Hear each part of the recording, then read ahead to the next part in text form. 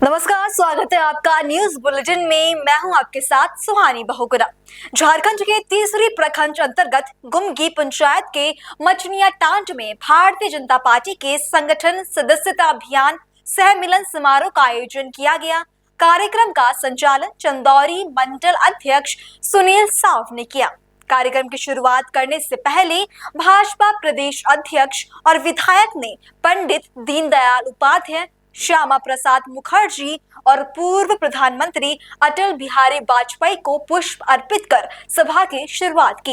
इस मौके पर बड़ी संख्या में भाजपा कार्यकर्ता भी मौजूद रहे।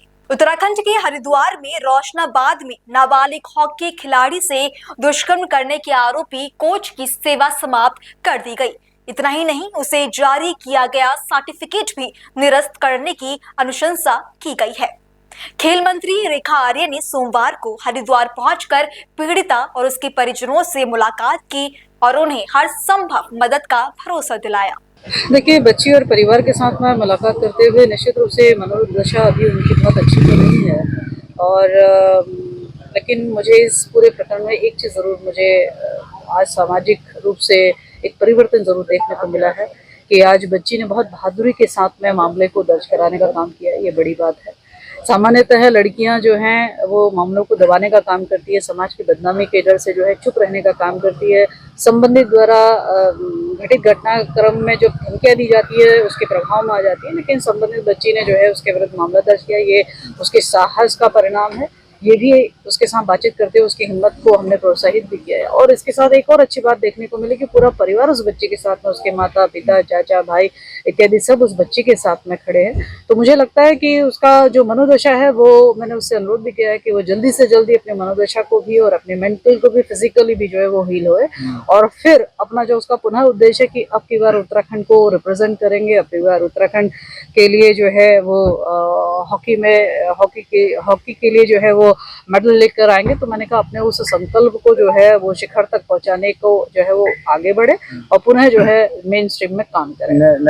मुझे घटनाक्रम निश्चित रूप से बहुत ही पसंद है और मैं और या कोई भी हमारा उत्तराखंड का कोई भी व्यक्ति जो है इस प्रकार के घटनाक्रम को सोच भी नहीं सकता कि एक प्रशिक्षक या एक शिक्षक के द्वारा जो है अपने स्टूडेंट के साथ में इस प्रकार से कोई घटना को अंजाम दिया जाएगा। अभी मेरी बच्ची से मुलाकात हुई और उसके साथ जो वार्ता हुई है, उनके अभिभावक के साथ में वार्ता हुई है और किस प्रकार से उस कोच की एक्टिविटीज़ रही हैं, ये सारी बातें उस बालिका ने बताने का भी काम किया है। निश्चित रूप से ये अपराध क्षम्य योग्य नहीं है और विभाग अपनी ओर से ये निर्णय कर चुका है कि संबंधित कोच को जो विभाग की ओर से संविदा आधारित जॉब पर रखा गया था, सबसे पहले उसके जॉब के आदेश को निरस्त किया जा रहा है। इसके साथ ही मैं समझती हूँ कि शायद हो सकता है कि देश का पहला ऐसा उदाहरण होगा जो एक्शन जो है, मैं स्पोर्ट्स मिनिस्टर होने के नाते भी और इस प्रकार के अपराध के विरुद्ध एक्शन लेने के नाते भी और एक बच्चे की भावनाओं को समझते हुए भी और अन्य बच्चों के साथ ऐसा ना हो, इसका संदेश देने के लिए भी मैं संबंधित कोच के विरुद्ध साई में एक रिक्वेस्ट लेटर देने को हूँ, जहाँ पर उसके संबंधित जो प्रमाण पत्र एज ए कोच के रूप में प्राधिकरण निर्गत करता है उसको निरस्त किया जाए। इसका एक अनुरोध पत्र मैं अपनी ओर से भेजने को भेजूंगी और इसके साथ साथ में विभाग जो है एक नोटिफिकेशन संबंधित कोच के विरुद्ध भी निकालेगा कि संबंधित कोच को भविष्य में किसी भी प्रकार से, किसी भी मार्फत से कहीं पर भी कोच करने के लिए कहीं पर भी उसको जॉब ना मिल पाए, उसको भी हम लोग सुनिश्चित करेंगे।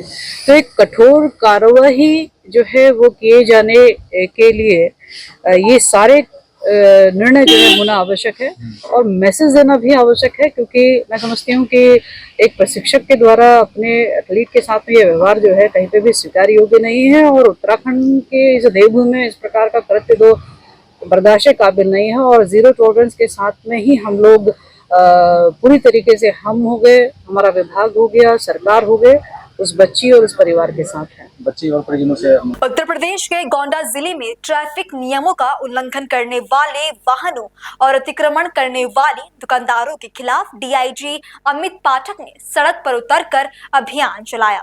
इस अभियान के दौरान पुलिस ने सख्ती दिखाते हुए 120 वाहनों का चालान किया और 20 वाहनों को सीज किया। उन्होंने अधिकारियों को निर्देश दिए कि अगर दोबारा सड़क पर अतिक्रमण किया जाता है तो एफआईआर दर्ज कर कानूनी कार्यवाही की जाए। डीआईजी की इस कार्यवाही में चौकी इंचार्ज के वाहन का चालान किए जाने से जिले में चर्चाओं का बाजार गर्म है।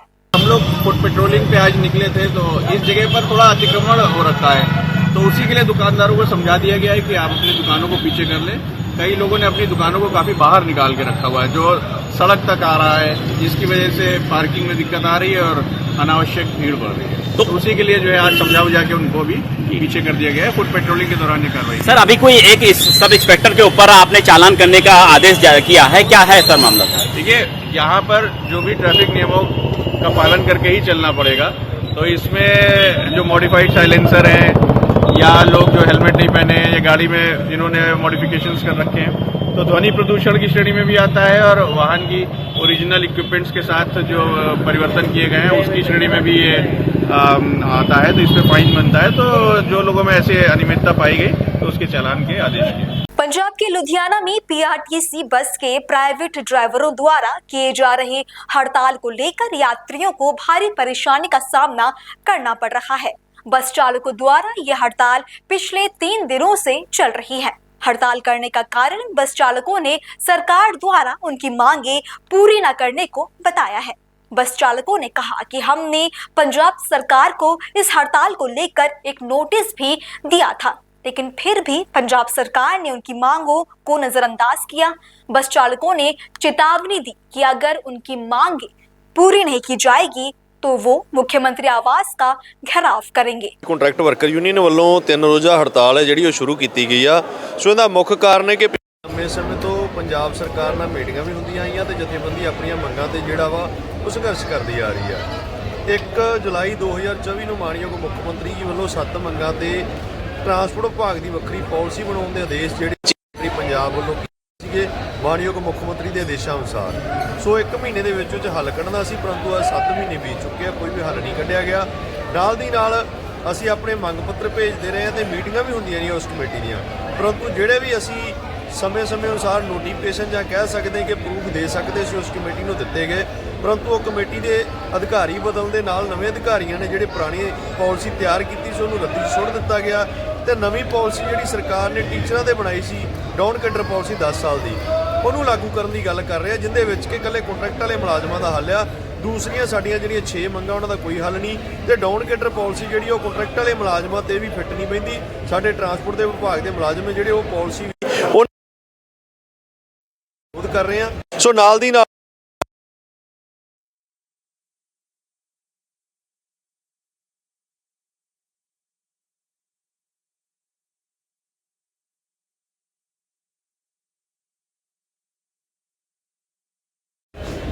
ਕੋਲ ਵੀ ਸਾਡੇ ਮੰਗ ਪੱਤਰ ਜਿਹੜੇ ਉਹ ਜਾ ਚੁੱਕੇ, ਉਹਨਾਂ ਵੱਲੋਂ ਵੀ ਕੋਈ ਮੀਟਿੰਗ ਨਹੀਂ ਬੁਲਾਈ ਗਈ।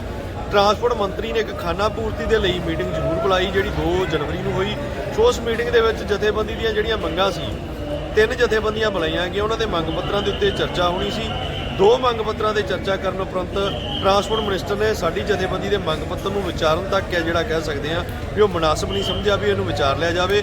ਉਲਟਾ ਦੂਸਰੀਆਂ ਜਥੇਬੰਦੀਆਂ ਨੂੰ ਇਸ਼ਾਰਿਆਂ 'ਚ ਸਮਝਾਇਆ ਗਿਆ, ਦੂਸਰੀਆਂ ਜਥੇਬੰਦੀਆਂ ਨੂੰ ਕਿਹਾ ਗਿਆ ਕਿ ਚਾਹੇ ਕੋਈ 10 ਦਿਨ ਦੀ ਹੜਤਾਲ ਕਰ ਲੇ, ਸਾਨੂੰ ਕੋਈ ਫਰਕ ਨਹੀਂ ਪੈਂਦਾ। ਸੋ ਇਹ ਜਿਹੜੀ ਰਵੱਈਆ ਟਰਾਂਸਪੋਰਟ ਮਿਨਿਸਟਰ ਦਾ ਜਾਂ ਟਰਾਂਸਪੋਰਟ ਸੈਕਟਰੀ ਦਾ ਕਹਿ ਸਕਦੇ ਆ, ਉਸ ਰਵੱਈਏ ਕਾਰਨ ਜਿਹੜੀ ਹੜਤਾਲ ਹੈ ਉਹ ਹੜਤਾਲ ਹੋਈ ਆ। ਸੋ ਆਉਣ ਵਾਲੇ ਦਿਨਾਂ ਦੇ ਵਿੱਚ ਹੋਰ ਵੀ ਤਿੱਖੇ ਜਿਹੜੇ ਪ੍ਰੋਗਰਾਮ ਉਹ ਕੀਤੇ ਜਾਣਗੇ। ਕੱਲ੍ਹ ਨੂੰ ਜਿਹੜਾ ਮਾਨਯੋਗ ਮੁੱਖ ਮੰਤਰੀ ਦੀ ਰਿਹਾਇਸ਼ ਹੈ ਚੰਡੀਗੜ੍ਹ, ਉਸ ਰਿਹਾਇਸ਼ ਅੱਗੇ ਜਿਹੜਾ ਉਹ ਧਰਨਾ ਦਿੱਤਾ ਜਾਏਗਾ, ਪੰਜਾਬ ਪੱਧਰ ਦਾ ਧਰਨਾ ਹੋਏਗਾ। ਜੇਕਰ ਫਿਰ ਵੀ ਹੱਲ ਨਹੀਂ ਨਿਕਲਦਾ ਤਾਂ ਇਹ ਹੜਤਾਲ ਹੈ ਜਿਹੜੀ ਅਣਮਿੱਥੇ ਸਮੇਂ ਦੀ ਹੋਏਗੀ ਤੇ ਆਉਣ ਵਾਲੇ ਦਿਨਾਂ ਦੇ ਵਿੱਚ ਅਣਮਿੱਥੇ ਸਮੇਂ ਦੀ ਹੜਤਾਲ ਕਰਕੇ ਦਿੱਲੀ ਵੱਲ ਨੂੰ ਕੂਚ ਕੀਤਾ ਜਾਏਗਾ। ਮਾਨਯੋਗ ਜਿਹੜੇ ਅਰਵਿੰਦ ਕੇਜਰੀਵਾਲ ਨੇ, ਆਮ ਆਦਮੀ ਪਾਰਟੀ ਦੇ ਕਨਵੀਨਰ, ਉਹਨਾਂ ਦੀ ਰਿਹਾਇਸ਼ ਅੱਗੇ ਧਰਨਾ ਦੇ ਕੇ ਦਿੱਲੀ ਦੇ ਲੋਕਾਂ ਨੂੰ ਜਗਾਉਣ ਦੀ ਕੋਸ਼ਿਸ਼ ਕੀਤੀ ਜਾਏਗੀ ਤੇ ਆਮ ਆਦਮੀ ਪਾਰਟੀ ਦੇ ਕਨਵੀਨਰ ਤੇ ਆਮ ਆਦਮੀ ਪਾਰਟੀ ਨੂੰ ਜਗਾਉਣ ਦੀ ਕੋਸ਼ਿਸ਼ ਕੀਤੀ ਜਾਏਗੀ ਕਿ ਜਿਹੜੇ ਜਨਤਾ ਨਾਲ ਜਾਂ ਮੁਲਾਜ਼ਮਾਂ ਨਾਲ ਵਾਅਦੇ ਕੀਤੇ ਆ ਉਹ ਵਾਅਦੇ ਪੂਰੇ ਕਰੋ। ਤੁਸੀਂ ਉਹਨਾਂ ਵਾਅਦਿਆਂ ਤੋਂ ਭੁੱਲ ਚੁੱਕੇ ਹੋ। ਅੱਜ ਕਾਰਪੋਰੇਟ ਘਰਾਣਿਆਂ ਨਾਲ ਯਾਰੀ ਲਾ ਕੇ ਕਿਲੋਮੀਟਰ ਸਕੀਮ ਬੱਸਾਂ ਪਾਉਣ ਤੇ ਆਊਟਸੋਰਸਿੰਗ ਵਾਲੇ ਠੇਕੇ ਦਾ ਡਬਲ ਲਿਆਉਣ ਦੀ ਕੋਸ਼ਿਸ਼ ਕੀਤੀ ਜਾ ਰਹੀ ਆ। ਉਹ ਸਾਰੀਆਂ ਗੱਲਾਂ ਜਨਤਕ ਕੀਤੀਆਂ ਜਾਣਗੀਆਂ ਜੀ। ਪਨ ਬੱਸ ਦੇ ਅਤੇ ਨੌਨ ਡਿਪੂ PRTC ਦੇ ਮੁਕੰਮਲ ਤੌਰ ਤੇ ਉਹਨਾਂ ਸਾਥੀਆਂ ਦੇ ਨਾਲ ਫਿਰੋਜ਼ਪੁਰ ਡਿਪੂ ਦਾ ਮੁਕੰਮਲ ਚੱਕਾ ਜਾਮ ਕੀਤਾ ਗਿਆ। ਸਾਰੀਆਂ ਬੱਸਾਂ ਨੂੰ ਰੋਕਿਆ ਗਿਆ ਹੈ। ਸਰਕਾਰ ਦੀ ਨਲਾਇਕੀ ਕਾਰਨ ਅੱਜ ਅਸੀਂ ਹੜਤਾਲ ਤੇ ਬੈਠੇ ਹਾਂ। ਪੰਜਾਬ ਸਰਕਾਰ ਨੇ ਜਿਹੜੇ ਕੀਤੇ ਵਾਅਦੇ ਸੀ ਉਹ ਆਪਣੇ ਵਾਅਦੇ ਭੁੱਲ ਚੁੱਕੀ ਹੈ। ਟਰਾਂਸਪੋਰਟ ਮੰਤਰੀ ਸਾਡੇ ਧਰਨਿਆਂ ਵਿੱਚ ਆਣ ਕੇ ਉਹਨੇ ਕਿਹਾ ਸੀਗਾ ਕਿ ਆਉਣ ਸਾਰ ਸਰਕਾਰ ਦੇ ਆਉਂਦਿਆਂ ਹੀ ਅਸੀਂ ਆਊਟਸੋਰਸ ਨੂੰ ਖਤਮ ਕਰਾਂਗੇ ਤੇ ਕੱਚੇ ਮੁਲਾਜ਼ਮਾਂ ਨੂੰ ਪੱਕੇ ਕਰਾਂਗੇ, ਪਰ ਅੱਜ ਆਪਣੇ ਵਾਅਦਿਆਂ ਤੋਂ ਮੁੱਕਰੇ ਨੇ, ਜਿਸ ਕਾਰਨ ਅਸੀਂ ਹੜਤਾਲ ਤੇ ਬੈਠੇ ਹਾਂ। ਕੱਲ੍ਹ ਨੂੰ ਅਸੀਂ ਮੁੱਖ ਮੰਤਰੀ ਦੇ ਘਰ ਦਾ ਘਿਰਾਓ ਕਰਨਾ ਹੈ। ਜੇਕਰ ਸਾਡੀਆਂ ਮੰਗਾਂ ਨਹੀਂ ਮੰਨੀਆਂ ਜਾਂਦੀਆਂ ਤਾਂ ਆਉਣ ਵਾਲੇ ਦਿਨਾਂ ਵਿੱਚ ਜਿਹੜੇ ਅਰਵਿੰਦ ਕੇਜਰੀਵਾਲ ਆ ਉਹਨਾਂ ਦੇ ਘਰ ਦਾ ਵੀ ਘਿਰਾਓ ਕਰਕੇ ਅਤੇ ਦਿੱਲੀ ਦੇ ਵਿੱਚ ਅਸੀਂ ਚੋਣ ਪ੍ਰਚਾਰ ਦੌਰਾਨ ਅਸੀਂ ਉਹਨਾਂ ਦੇ ਖਿਲਾਫ ਜਿਹੜਾ ਪ੍ਰਚਾਰ ਕਰਾਂਗੇ। ਇਹ 3 ਦਿਨ ਤੱਕ ਮੁਕੰਮਲ ਚੱਕਾ ਜਾਮ ਰਹੇਗਾ ਜੀ। 6, 7 ਤੇ 8 ਦੀ ਹੜਤਾਲ ਹੈ ਜੀ ਸਾਡੀ।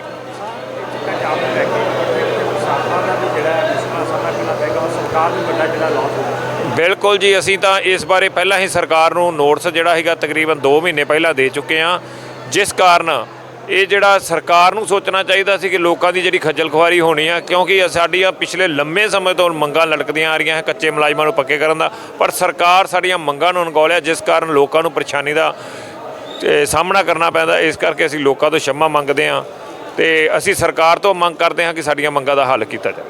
2 गुना से अधिक लाभ का झांसा देकर छत्तीसगढ़ के कोरबा और जांजगीर चांपा जिले की सैकड़ों महिलाओं को अपनी जाल में फंसाने वाले flora max chit fund company के खिलाफ पीड़ित महिलाओं का आक्रोश फूट पड़ा है। फ्लोरा मैक्स चिट फंड ने लोगों को अपनी ओर आकर्षित करने के लिए 2 गुना से भी अधिक लाभ का झांसा दिया था।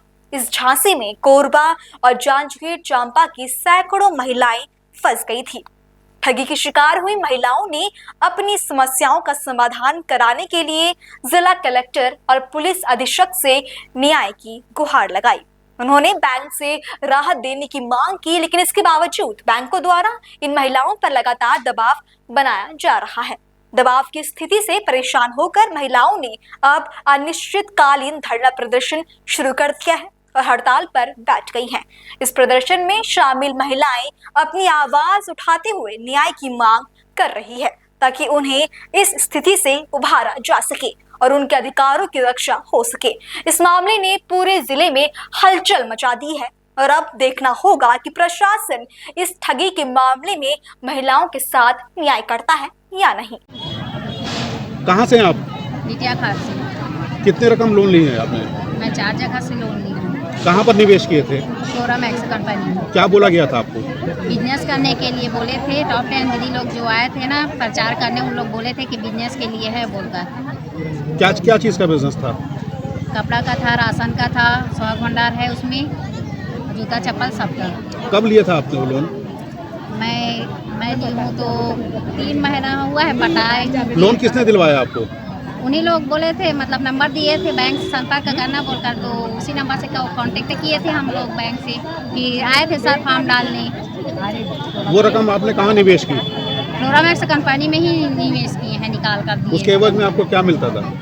उसके मिलता था 2700 रुपया पटाने के लिए, तो 3 महीना पटाए हैं, फिर बंद ही हो गया, तो अभी कहाँ से पटाएंगे हम लोग। और बैंक वाले प्रताड़ित कर रहे हैं हम लोग को कि पटाओ, पटाना ही है।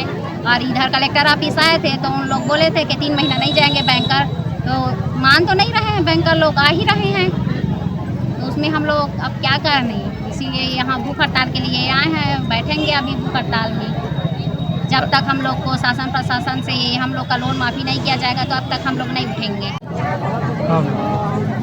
ये यहाँ पर जो महिलाएं आई हुई हैं, अभी आपकी क्या मुख्य मांग है और किस तरीके से इनकी प्रताड़ित हुई हैं? हमन यहाँ एक आए हैं, अनिश्चितकालीन भूख हड़ताल रखे गए हैं। काबा की फ्लोरा मैक्स जो कंपनी रही से जो है ठगी के शिकार करे है। आसपास के सभी महिला मतलब ग्रामीण महिला है, गांव की महिला है, घर हाउस वाइफ है, मन घर के खाना पीना बनाने वाला आम लेडीज़ है, जमन के कोई काम धंधा नहीं है, तेमन यहाँ आके बैठे हुए हैं। काबा की जो बैंक के द्वारा 4-4, 5-5 लोन मतलब दे गई से ते नाम से मन आके बैठे हुए हैं। कितना रुपये उनको लोन मिला है? कैसे कैसे मिला उनको?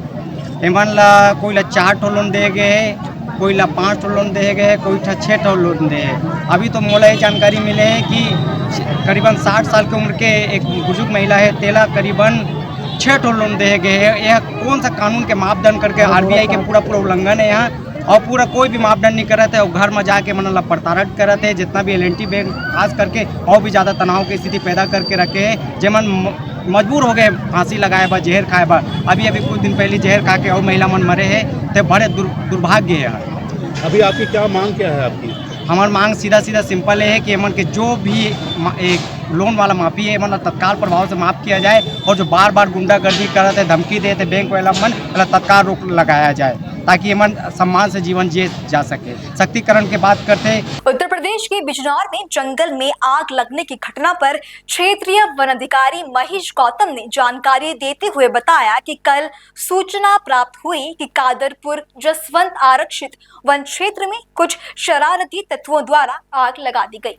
वन अग्नि को फायर ब्रिगेड और वन कर्मियों द्वारा बुझा दिया गया, लेकिन पुनः आग लगने की सूचना प्राप्त हुई और मुख्य अग्निशमन अधिकारी बिजनौर द्वारा फायर ब्रिगेड गाड़ी और दमकल कर्मी भेजे गए। सभी के सहयोग से आग पर काबू पा लिया गया है।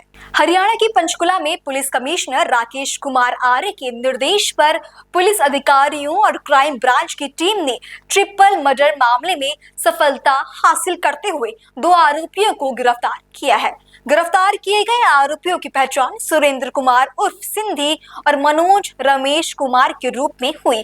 आपको बता दें कि बीते साल 23 दिसंबर को रात में होटल की पार्किंग में कार सवार 3 लोगों की गोली बरसाकर हत्या कर दी गई थी और इसी मामले में ये गिरफ्तारी हुई है।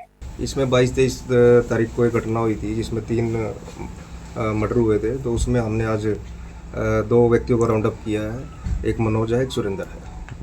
बाकी अभी तफ्तीश कर रहे हैं। हमारी क्राइम ब्रांच की टीम ने इंस्पेक्टर निर्मल के नेतृत्व में इनको काबू किया है। सर कहाँ से गिरफ्तार किया है सर? क्या यही लोग वो थे जिन्होंने फायरिंग की थी?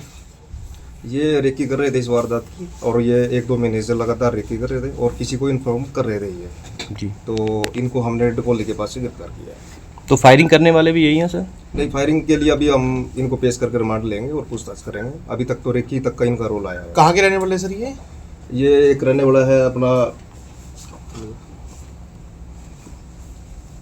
एक कैथल का रहने वाला है, एक ये जींद का है। एज क्या होगी सर इनकी? एक 34 ईयर्स। तो सर बैकग्राउंड भी क्रिमिनल है या जब? हाँ, अभी तक जो हमारे को पता लगा है, एक के खिलाफ 8 मुकदमे दर्ज हैं और एक के खिलाफ 3 पर्चे दर्ज हैं। किस किस के खिलाफ? ये अलग अलग हैं। इसके सुरेंद्र के खिलाफ 3 मुकदमे हैं और बाकी जो मनोज है उसके खिलाफ 8 मुकदमे दर्ज हैं। ठीक है। तो सर जो गैंगस्टर है कपिल सांगवान, क्या उनके साथ लिंक है इन लोगों के? उसके ही इशारे पे हुआ सब कुछ? हमने थोड़ी देर पहले ही इनको काबू किया है और पेश करके अभी दोबारा पूछताछ करेंगे। तो रेकी पे ये क्या कर रहे थे? मतलब रेकी पे ये अभी तक पहले इन्होंने शाम के टाइम में बेला विस्टा जो होटल है उसके पास इन्होंने पार्किंग में कोई गाड़ी नंबर और उसके वेयर अबाउट चेक करने गए थे ये। उसके बाद ये सल्तनत में गए थे। तो सर क्या कपिल सांगवान का लिंक है इसमें? गैंगस्टर लिंक आ रहा है? अभी उसको देख रहे हैं जी। अभी वो इन्वेस्टिगेशन करेंगे और उसके बाद फिर आपको ब्रीफ करेंगे। तो इन पे क्रिमिनल केसेस जो हैं वो क्या केसेस हैं? अलग अलग हैं। कोई अटेम्प्ट टू मर्डर है, एनडीपीएस है, हार्ट केस है, मर्डर का भी केस है। तो सर यहाँ मुकदमे दर्ज है या अलग राज्यों में है? वो अभी हम देख रहे हैं उनको, उनकी बाकायदा ऑफिशियल डिटेल लेंगे। जब आपने इनको डिटेन किया तो ये किस पे थे? ये व्हीकल कोई नहीं था इनके पास। ये कहीं जाने की तैयारी में थे, तो हमारे को जैसे ही हम टेक्निकल इनको देख रहे थे काफ़ी दिनों से, तो कुछ हमारे को इन्फॉर्मेशन भी मिली थी, तो फिर हमने इनको वहाँ से राउंड अप किया। तो कुछ वेपन भी मिले हैं सर इनसे? कुछ नहीं, अभी वेपन कोई नहीं मिला जी। अच्छा, तो रिमांड सर कितने का क्या है? अभी आज इनको गिरफ्तार किया है जी और कल इनको पेश करके रिमांड लेंगे। तो ये कब से कॉन्टैक्ट में थे मर्डर से? ये अभी हम देख रहे हैं, इन्वेस्टिगेशन करेंगे इस मामले में। ये कितने दिन से, बाकी अभी ये जो पता लगा है अभी 2-3 महीने से ये लगातार रेकी कर रहे थे। तो सर अभी तक पुलिस को कुछ नहीं पता किसने गोली मारी, कौन इसमें इन्वॉल्व है? नहीं, अभी उसमें जो हमारे पास पहले भी इंफॉर्मेशन जो आई थी, इसमें एक प्रदीप काड़ू है, एक साहिल सोलंकी है, जो अभी तक नाम आए थे। बाकी इन्वेस्टिगेशन कर रहे हैं, किन किन आदमियों की इन्वॉल्वमेंट होगी उनको गिरफ्तार करेंगे। तो रंजिश क्या थी सर? कुछ ये भी पता चल पाया पुलिस को अभी तक? क्यों मारी गोलियां? किसको मारने के लिए आए थे वो लोग? नहीं, अभी जो मारने के लिए तो ये विक्की को ही आए थे जी। ठीक है जी। तो विक्की के साथ में एक उसका भांजा था तीर्थ, और एक साथ में एक जो पीछे गाड़ी में लड़की बैठी थी। तो क्योंकि इनका कोई पीछे आपस में दिल्ली में कोई किसी के साथ जो झगड़ा था तो उनके साथ कोई पुराना विवाद चला आ रहा था। अभी तक जो चीज़ सामने आई है, बाकी अभी ये 2 बंदे हमने इस मामले में पहले काबू किए हैं, तो अभी किस किस आदमी से लिंक में है ये और या किसी गैंग से है वो हम देख रहे हैं उसको। तो विक्की पर भी सर आपराधिक मामले दर्ज हैं कई? सिवाय जो 2 थे वो सिर्फ डैमेज हुआ है, मतलब वैसे मार दी उनको गोली, सिर्फ विक्की शिकार थे। हमें तो अभी तक जो चीज़ आ रही है ना, देखो वो तो शूटर्स के बाद ही पता लगेगा, ठीक है जी। बाकी अभी तक जो चीज़ इन्वेस्टिगेशन में आई है, अभी तक तो पहले वही प्राइम टारगेट था। तो सर इसको गैंग वॉर कह सकते हैं, क्योंकि विक्की पे भी कई आपराधिक मामले दर्ज हैं, हत्या के और हत्या के प्रयास के भी मामले दर्ज हैं इनपे। अभी देखो गैंग वॉर की बात तो ये है कि अभी जब तक पूरा मामला इन्वेस्टिगेट नहीं हो पाता तो हम उसमें क्या क्या चीज़ें हैं, किस एवज में, किस कैपेसिटी में, उसके बाद ही बता पाएंगे। तो ये प्रदीप कालू और साहिल सोलंकी के लिए रेकी कर रहे हैं दोनों ही? जी, अभी तक यही चीज़ तो प्राइम एक्यूज्ड वो दोनों ही? जी। सर आपको इन्फॉर्मेशन कैसे मिली थी? आप लोग पहले से ही इनके ऊपर नज़र रख के बैठे थे? इनके अभी जैसे हमारा 22 और 23 को इंसिडेंट हुआ तो हमारी लगातार क्राइम ब्रांच की टीमों ने बाहर भी, बिहार, यूपी में अलग अलग जगह पे हमने रेड की थी। अभी पीछे हमने मणिपुर में भी रेड की थी, उससे पहले 2-3 टीमों ने हमारी राजस्थान के आसपास रेड की थी। तो लगातार काम कर रहे थे। कुछ हमारे पास चीज़ें आई हुई थी तो कुछ लगातार हमारे पास जो टेक्निकल डाटा आया तो उस टेक्निकल डाटा से और कुछ इन्फॉर्मेशन जो हमारे को थी उस हिसाब से हमने इनको राउंड अप किया। सर ये कोई सुपारी किलिंग तो नहीं थी? अभी इस बारे में जब तक पूरी इन्वेस्टिगेशन नहीं हो पाएगी तो इस बारे में। तो ये दिल्ली से कवर करते आ रहे थे? ये लगातार ये यहीं पे रह रहे थे जी। पहले ये दिल्ली से कर रहे थे कवर, और काफ़ी दिन से जो अभी तक चीज़ आई है सामने लोकल में, यहाँ एक लड़का कोई देवी नगर में रह रहा था और एक ये पीर मुचल्ला के पास रह रहा था, रहमत होम में। और जी सर ये जो आप लोगों की 8 टीमें बनी हैं ट्रिपल मर्डर केस में और अभी तक जो हत्यारे हैं वो पकड़े नहीं गए हैं, तो सर्च आपका अभी भी चल रहा है, क्या प्रोग्रेस है सर? देखो सर्च के अब जब हमारी टीमें लगातार काम कर रही थी तभी हमने इन 2 जो आदमियों को काबू किया है। बाकी हमारा तो फोकस यही रहता है कि जल्दी से जल्दी जो इस मामले में इन्वॉल्व हैं उनको गिरफ्तार करें। सर अक्सर देखा गया है कि पंचकुला पुलिस बहुत जल्द कार्रवाई करती है, इस केस में 15 दिन का समय लग गया सर। कई बार देखो ऐसा होता है कि कोई हार्डकोर क्रिमिनल है, ठीक है, वो उनके पुराने मामले हैं तो कुछ चीज़ों में थोड़ा सा उनको पकड़ना दूसरे के कंपैरिजन में थोड़ा सा मुश्किल हो जाता है। तो नहीं, आप पहले भी देख रहे हैं, पहले जितनी भी वारदातें हुई हैं हमारी टीमों ने लगातार उन पर अच्छा काम किया और जल्दी ट्रेस किया। तो हमारा मेन टारगेट तो ये भी हमारे लिए सबसे बड़ा केस था, तो हम इस पे प्रयास तो पूरा कर रहे थे पर कई बार चीज़ें नहीं हो पाती हैं। और जब हमने इस पे मेहनत की, हमने इसमें 25 तारीख को जो वारदात में गाड़ी यूज़ की थी, अब बठिंडा तक भी गए थे तो हमने गाड़ी को बठिंडा रेलवे स्टेशन से रिकवर किया था इसमें।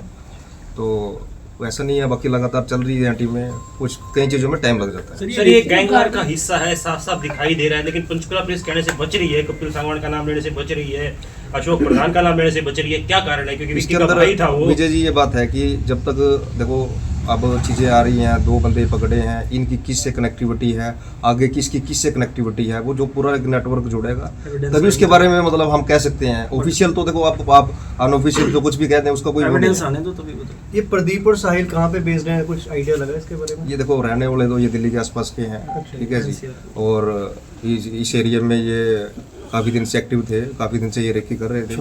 पहले ये कोई पीर मुचल्ला में कोई सोसाइटी थी तो इन लड़कों ने वहाँ भी रेकी की थी और वो अलग अलग बंदों से भी रेकी करा रहे थे। हरियाणा की जींद के नेशनल हाईवे पर दर्दनाक सड़क हादसा हुआ है।